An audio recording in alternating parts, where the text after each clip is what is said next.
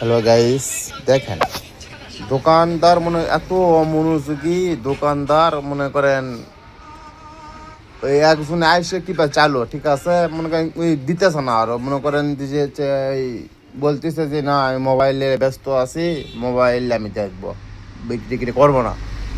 কত বড় বেয়াদব দোকানদার দেখেন। এখানে মাল টাল কিন্তু সবই আছে, হুইল মুইল মনে করেন সবই আছে, ওই দেখেন হুইল।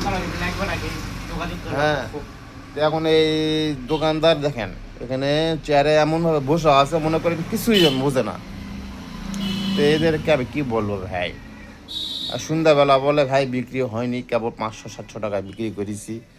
তো আমি তো আর কিছু বলা পারবো না, তার দোকান এখন। তো আমি তো তার দোকানের কর্মচারী, তাকে আমি তো বলা পারছি।